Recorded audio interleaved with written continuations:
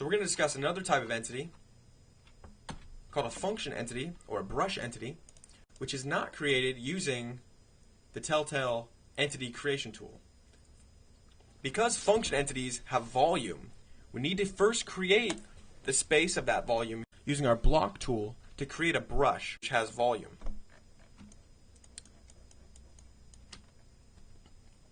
Generally, in Counter-Strike, you want players to be able to buy as soon as they start the map. So we're going to place our buy zone over our player start. With our brush tool, we're going to block. We'll drag to create a buy zone that extends from edge to edge at the back wall of our map, ideally completely surrounding our start positions. We can check our height, make sure it's above their heads so they're completely surrounded in it. Let's go up to the top of our tour here. And we'll press enter.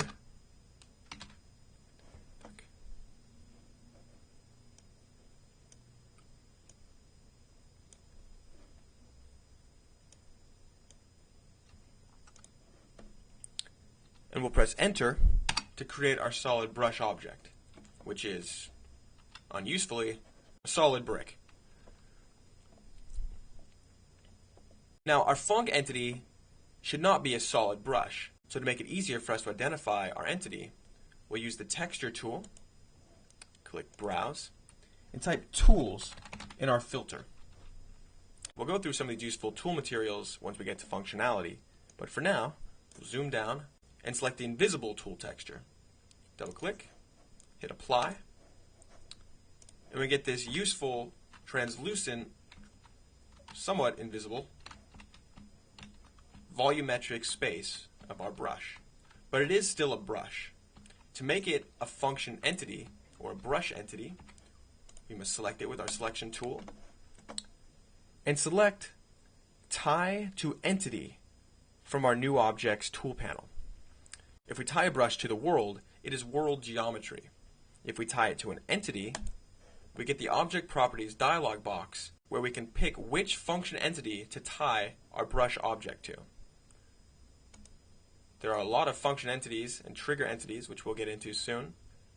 The one we're concerned with at the moment is a func underscore buy zone. Apply.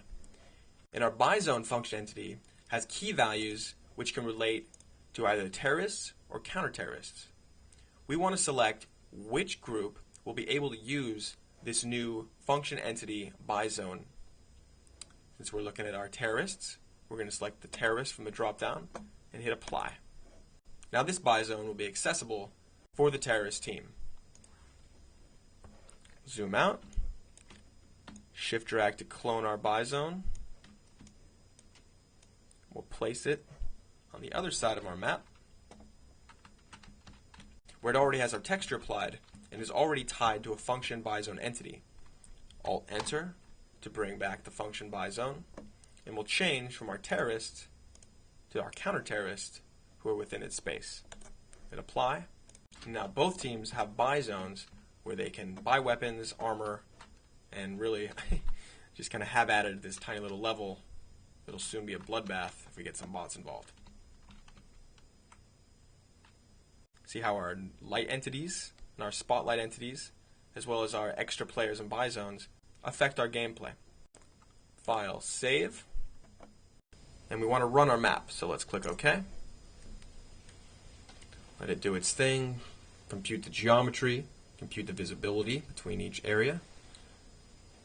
As soon as it's done with that, it's going to compute our lights. May take a few moments. And in a couple sections, we'll go through optimization, how we can hopefully speed up this process and just speed up gameplay altogether, especially as you're building multiplayer maps, since we want people to have a good time playing and not get frustrated with lag. Alright, got our Counter-Strike running, got our game, click OK, just get ourselves on the terrorists, pick a terrorist, Arctic guy. Hey, and see how immediately different our map is. We got this kind of light floating out in space, which is lighting up our room. It has no clear object that's letting it go. We have our spotlights that aren't really kicking out much light, so we can make some adjustments.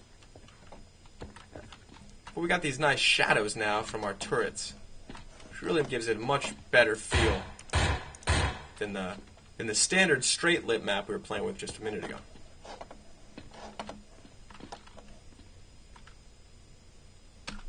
Disconnect.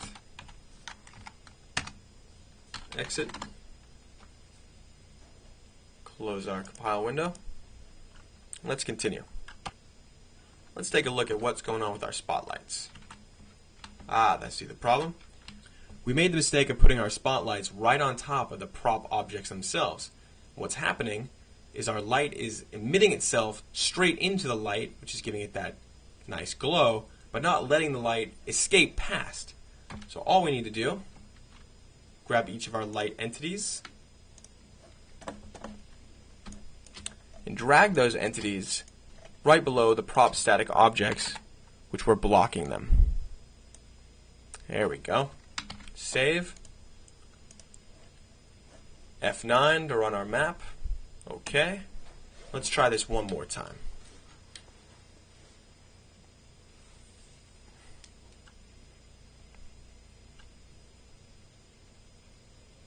Alright. So now we should get some nice spotlights coming down our walls inside our little hallway.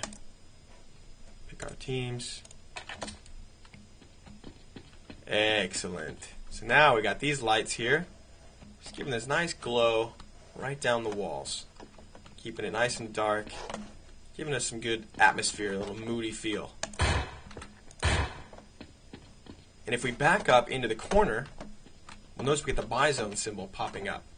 So we have indeed set our function buyzone correctly. Inside that space, you can hit the B key. We can go through and buy whatever it is we want. One of my favorites. Let's get some bots in here real quick, just for fun. Disconnect. We'll create a new server with our 2 rooms map. Include some bots. What the hell, we'll say 2 or 3. Keep them on normal, because this is already a small enough map. Max players, we'll go to CPU options, random team, uncheck join after player so that we get them in right away. Start. Just quickly get in here, we're going to die. Here we go, 1 second. We got my bot here. One guy down. One guy left. Boom. No match. No match. See each other on start, which is probably not the most advisable thing at a level, but One guy left. let's get in here. So we can make a few adjustments to make it a little harder upon start to kill the next team, but you know, we got all the basics in here. We got a buy zone. Not really any time to buy anything, but oh, even with the big gun, and they owned us. But you can see how we could easily make some improvements, and with the lighting, get a lot more atmosphere in your level here. Let's try one more time. I'm gonna buy a shotgun. Just go straight at these guys. Oh! There's one left. Where'd he go? There, in the corner there. Oh! Oh! My bot helped me out. Alright. Alright, let's go back before we get carried away here. Okay, let's go. Let's go back and add a couple things that might make our level a bit more interesting. Exit.